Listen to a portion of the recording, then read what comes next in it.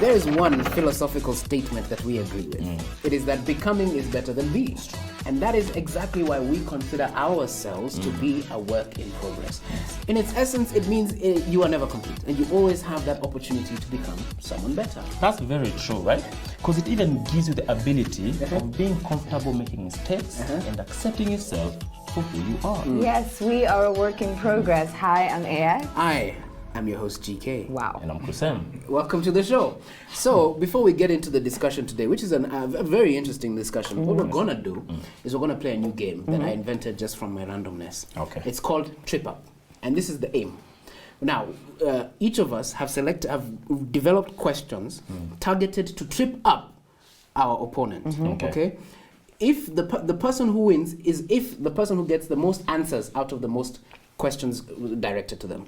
Okay. So Chris, Yes. you will start by asking AX her trip up. Please don't look question. beside. I'm You have gonna questions look this directed to make.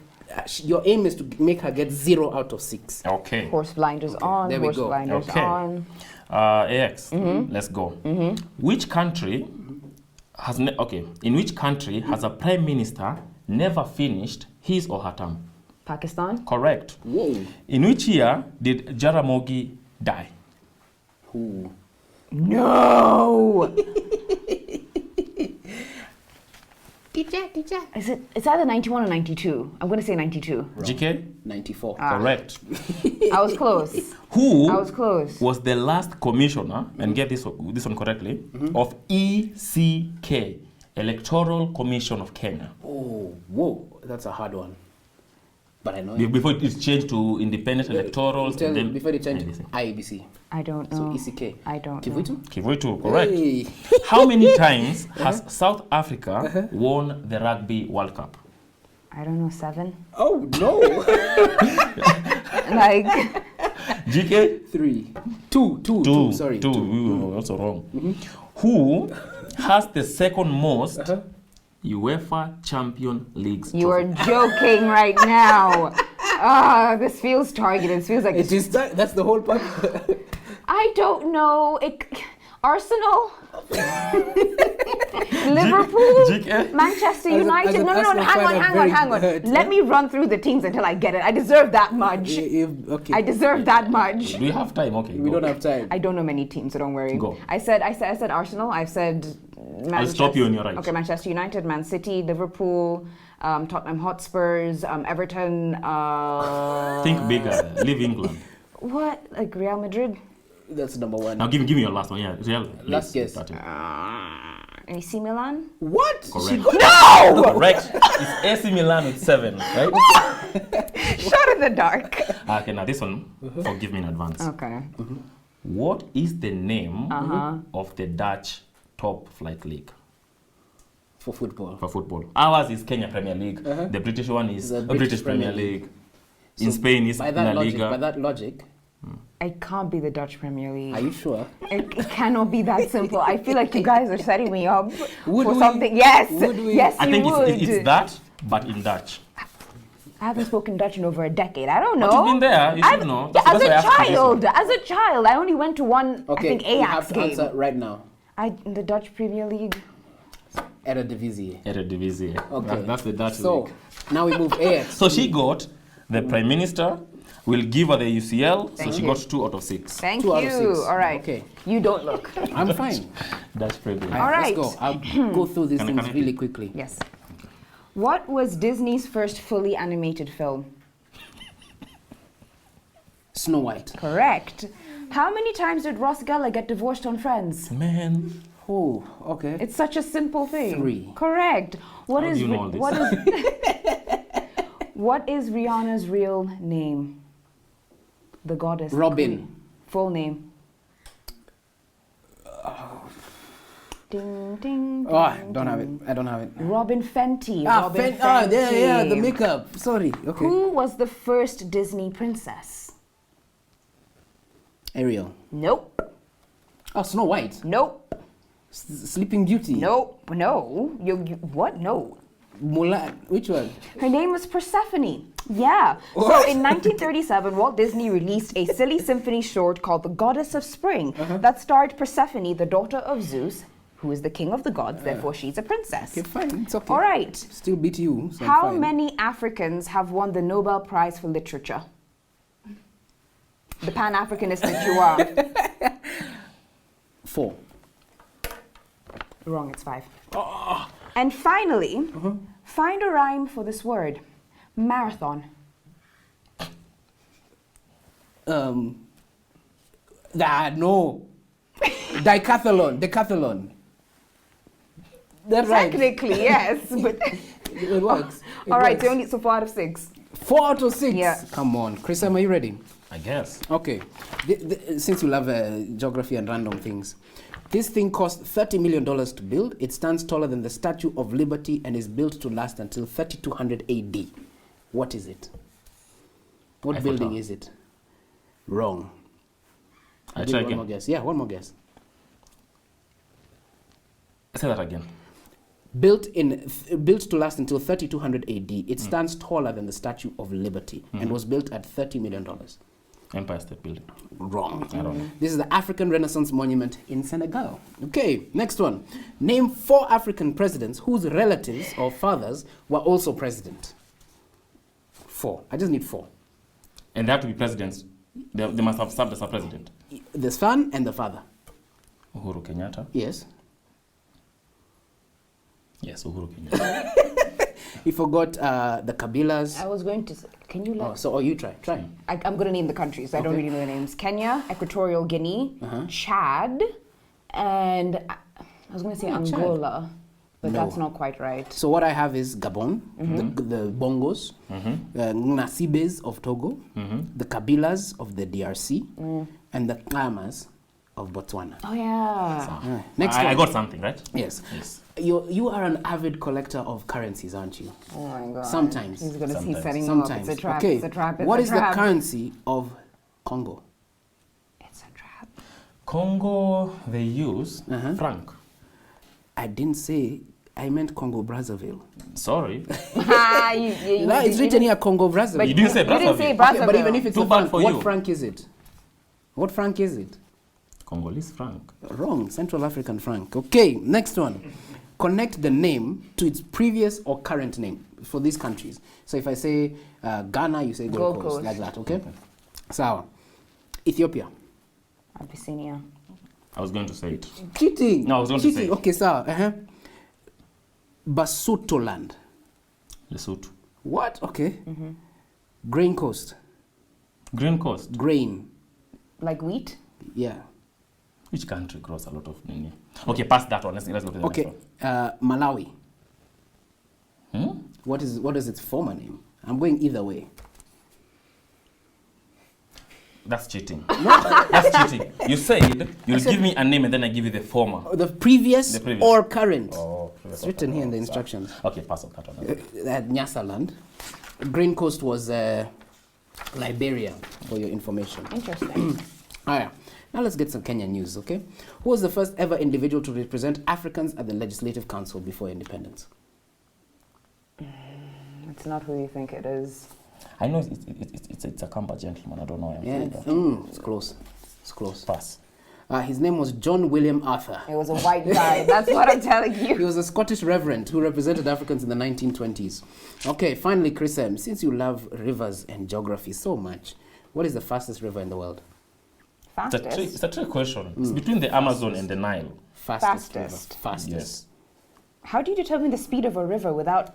The discharge. The velocity of nini in the water. And the discharge. So what's the fastest river in the world? It's an American river. It's not even in the Amazon. Okay. 3, 2, 1, answer. American. Is it the Congo River? If you had gone with your gut, Amazon. Amazon would have been the answer. And here's just a fun last question for you. The War of Water has got to do with which water body? Say that again. The War of Water. The War over Water, that's what it was known as, has got to do with which water body in the world? You said a fun fact. Is that Yeah, a question? this is just a random oh, question. it's a If you question get it, I'll you're give you asking. 2 points. Ah, okay. So the War of Water was over which water body? Lake Victoria. The Jordan River. It's The not between Jordan- Museveni River and Jordan. Nani? No, it's probably been the Middle East because they are... Okay, so How many did I get? One. No, you got 1. no I got 2. Okay, so I'll give you Three. 2. I'll give you 2.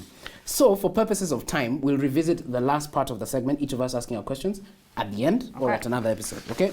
So, let's get into our discussion, which is about the whole idea of philosophical questions. I gave you guys the hint in the beginning of the episode.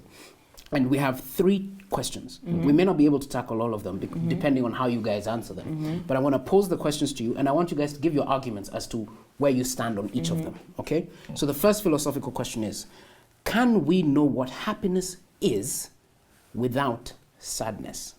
No. Can we know what happiness is without sadness? Yes. No. Okay, so who goes first? I go first. Okay.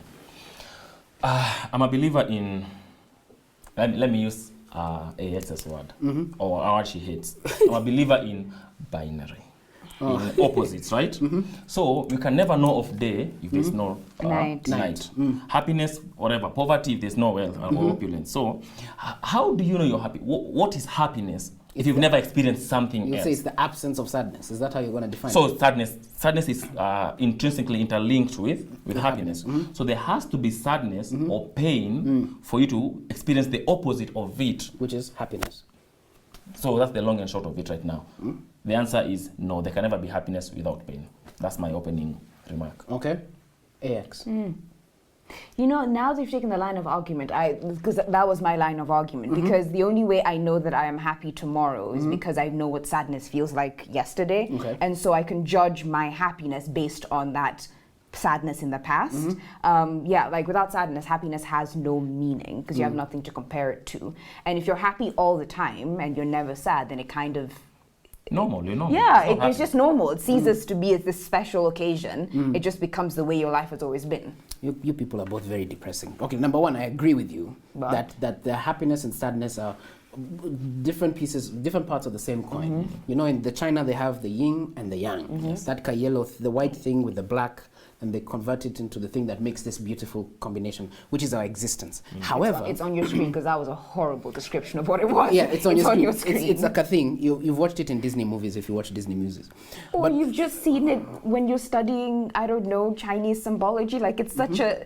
Anyway, continue with your point. However, with each subject, happiness versus sadness, I think you have to know which one is bigger, which one is carries more weight. For example, I think it's Einstein, you'll correct me because you're my encyclopedia, who said darkness is the absence of light.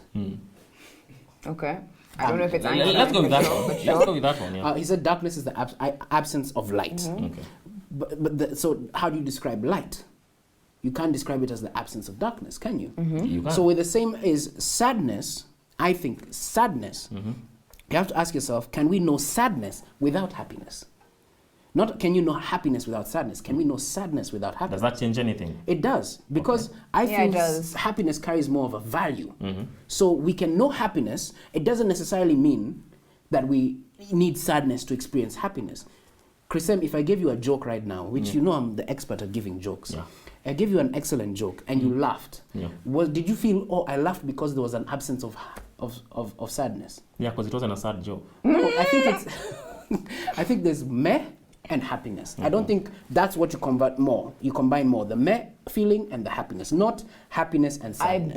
I beg to differ for the simple fact that if I were, let's say I'm not going to do it, but if I were, again, not going to do it, slap you across the face, right? Would that not make you sad? Or would that make you feel meh? You see, that will make me feel sad. Then, but did you not just say that there's no such thing as sadness, only happiness and meh? No, I'm saying in the spectrum, if you're comparing them, you compare happiness with meh, with the feeling of whatever. You don't compare it with the feeling of I'm sad. You compare it with the feeling of that space of No, I beg to differ because I think many of us live our lives in a state of mehness, and for want of a better word, let's say that being meh is being okay. You're neither here nor there. You don't want anything. You don't need anything. But equally, if somebody was to give something to you, you take it. You're just neutral. And I do think that sadness is an important experience in order for you to not only know what happiness is, but also understand it on a much deeper level, right? Because we only know what it feels like to not. I have the example. Have you guys ever been sick before? I'm assuming you have, but let's say, have you guys ever been sick before? Yes. No. Lucky you. You know how your nose like gets stuffed up and you're like, God, why? I just want to be able to breathe. I just want to be able to breathe. And the second you get better, you're like, yes. Okay. air, right? Maybe acting should have been your field of study. No. As in, like, you only start to appreciate that literal breath of fresh air because you know what it feels like to not be able to breathe, to have to breathe through your mouth, and similarly, like, you only know what happiness is because you've been sad at some point in your life, not just meh. I disagree because, yes, happiness does experience, you do experience some sort of excitement by it. There's that excitement factor, but it doesn't necessarily mean that that is the end of that breath of fresh air. It didn't mean that you can't breathe, did it? Still, you can breathe. So with regards to your joke, to your analogy of the joke, right? If you were to say a funny joke and then I laugh, you're saying I was meh and then I was now happy. Yes. What if I was meh and then you make a bad joke and then I'm sad? So I'm moving because I know there are bad jokes. So me appreciating your good joke, it's because they are bad jokes. They are bad jokes. So like that's not a bad one, you know. So you see, there's two of those.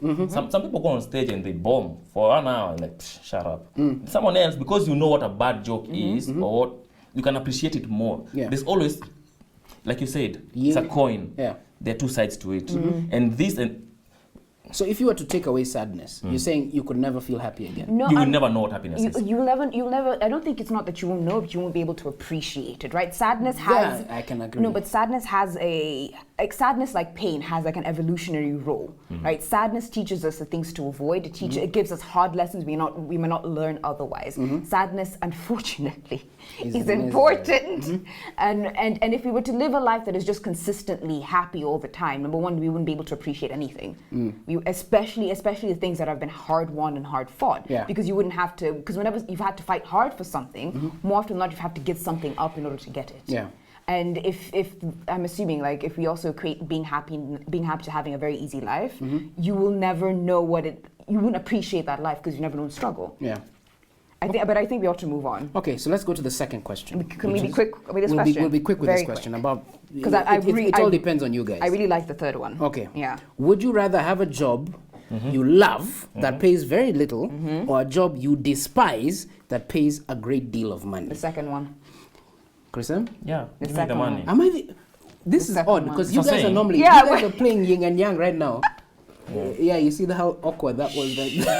It's happiness and sadness. It's So, you have to find the difference. we have to find the space, because I disagree, because I think the purpose of work, the whole idea of work, is about finding purpose. It's about finding meaning in this society. Work in itself is not always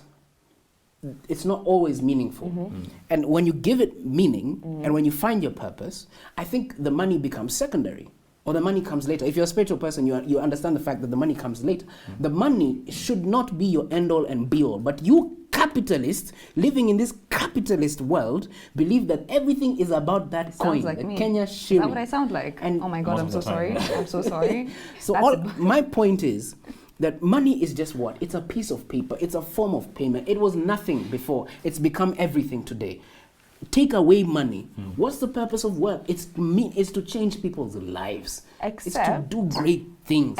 and you can do that without money. But I also feel like you've unfairly localized the ability or capacity to find one purpose in just work, when, especially for our generation, if you look at the kind of jobs that are available, we have lost the dream of being able to find a purpose in work. For us, work is just a means of survival, and that's how I think of work. And so whatever money I get paid, I will use to fulfill my purpose. Nice. That's what I wanted to say. Look, this is nice. Yeah. This is nice. You do what you don't like to do, so that you can get the money to do what you want to do. But what if you did okay, so you say that about someone who's doing their purpose as a musician, giving people art. Yeah. They're doing what they love to you do, are blessed and you they've are given themselves the Hey, opportunity to do what they No, want to do. but if you're in that capacity, let that not be the norm. Like, if you are incredibly blessed to have found a job that aligns with your purpose, that is your dream, that you are living it every single day, honey, you do you. I'm so proud of you. However, that dream is not realistic anymore for us. Speaking of dream. Wait, yeah. before you go Speaking there. of dream, now I'm going there. Okay. Martin Luther King had a dream. Okay. I'm sorry. And he was about liberation. And you have other people who believed in liberation in the struggle. Nelson Mandela, Kwame Nkrumah. If they did their actions, and Thomas Sankara, if they did what they did for the benefit of money, would the world be where it is right now? No. They believed in purpose. They believed they were serving a purpose in this earth. Mahatma Gandhi, Mother Teresa, we can keep going. They believed they had a purpose to serve in this Was that earth. a job? It was their job. It was their 9 to 100. Okay, fine. 9 to 24. Fine, fair enough. But I would also like to think of those people as the exception, not the rule. You see, that's the problem with both of your minds. Wait, let me make my argument. huh? No, okay, so. Actually, no. How do you mean no? So I'm a believer in, even in your case of those people fighting for liberation, I don't have to be in the front line fighting. I can help finance. Thank right? you. You're talking about Thank changing you. people's lives, right? I That don't requires have to money. work. I don't have to work It in an requires orphanage. sharing. But I can help run an orphanage. I can pay for it. Because it requires money. What defines worth? What defines worth? What defines your worth? What is your worth, Chris M? What's your worth? I don't know. Is it your salary at the end of the month? Is that your It's worth? part of it. It's It part is of it. part of it, It's part of unfortunately. it, You have to be You see, realistic. That is something that's so wrong with society. Yeah, We is. base our worth on a piece of paper, on gratification Look, for this. But Christian, what if I said your worth is Karizi. 10 times what anybody could afford to give you? It is. Karizi. So we can't say that is the place that we're going. I'm sorry. No, that's okay. My worth is 10 times what they're giving me, right? What anybody can give you. Sawa, Even Bill but they're Gates. giving me 7 times. They're not giving me the 10, they're giving me the 7. Your worth is 10 times, you're getting a sleeve of a fraction of And a you- percentage. and you're okay and you're with happy. it. What And is, you're okay is with money it. my goal? Is money my goal? Money is everyone's goal, Bana. Let's go to Prof right now and tell him you're doing a good job of educating people through work in progress. He can dock your pay. Yeah, he can. You get purpose from your job. No, because right? did you not say you'd much rather have a job that you love, assuming it's this job that You pays love this little? job, yeah. So let's go. Let's go speak to Prof. You get a little bit of a salary. Directly after this, we're going straight. We'll do that. And you're not allowed to go for, ask for salary increment for the next like 5 years. Yeah, by the way, you're good. You stick to your salary. I value my purpose more than I Stop value lying, my money. Bana. Okay, will your purpose pay rent? Last question. I can live on the streets. Last question. Does a person's As- name Okay, that's hard. Okay. determine anything about their personality? Okay, great. Can I? Yeah, you wanted this one. You go. Okay, for no, the reason I believe that it's yes, but I'm not sure if it's like a correlation causation thing, is because of Karens. Who's a Karens, Karen? the Mzungus and Americans in that world who are very loud and noisy.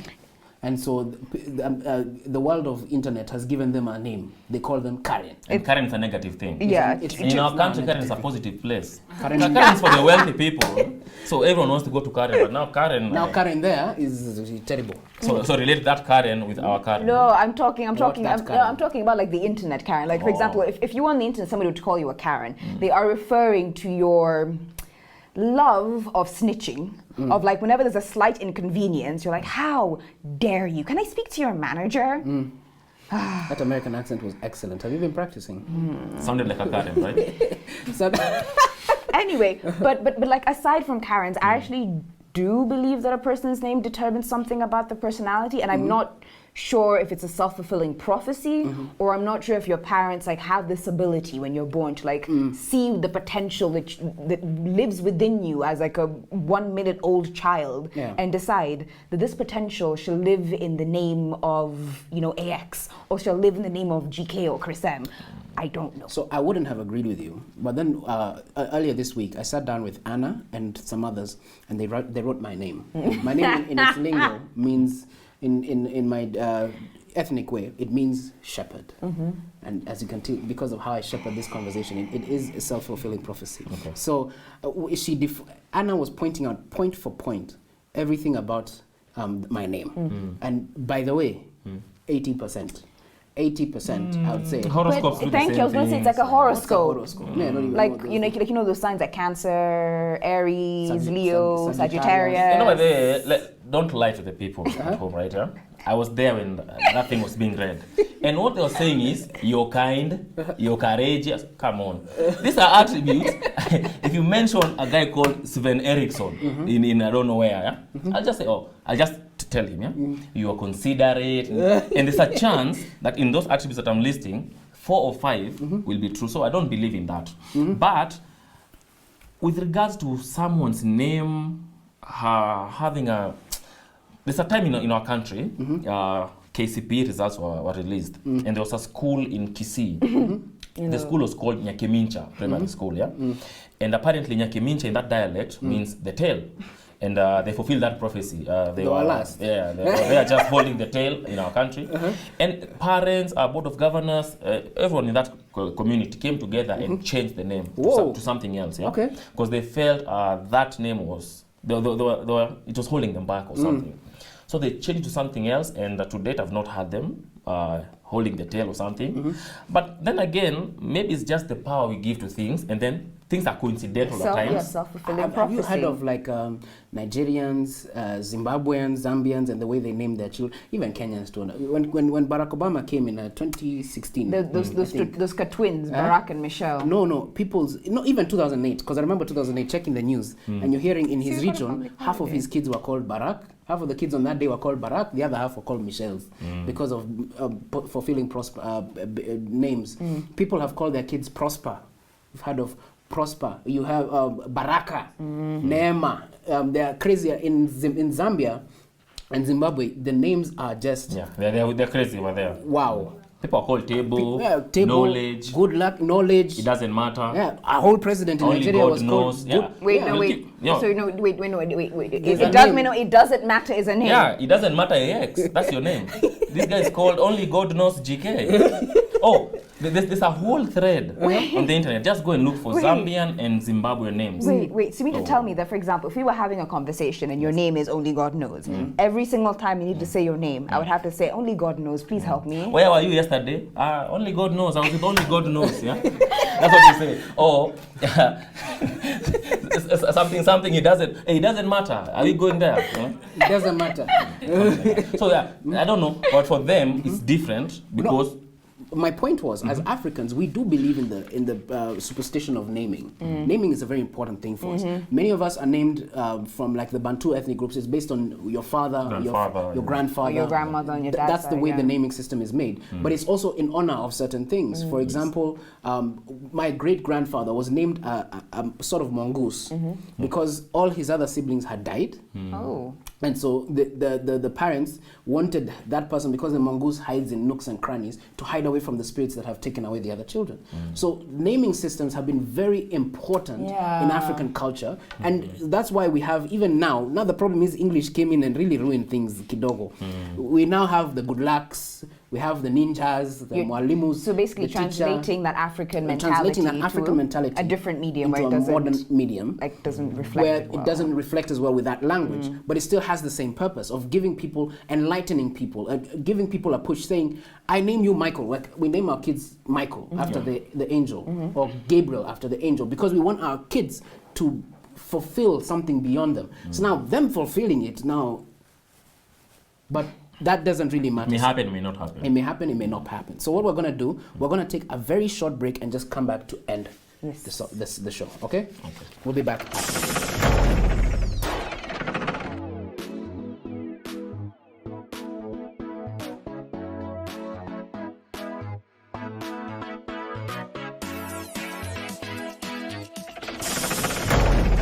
Welcome back to Work in Progress. And now, because we have no other time to add anything else, Chrisem told me something that I'm going to take very to heart. When in doubt, go to Gladwell. So I'll leave you with something to watch, something to listen to from Gladwell. It's called Revisionist History. It's a podcast. I've suggested it many times. And there's one he does on General LeMay. It's a Bomber 4-part series about how the mind of those people who bombed Hiroshima and Nagasaki, how their minds worked, and how they answered those questions that they had about morality.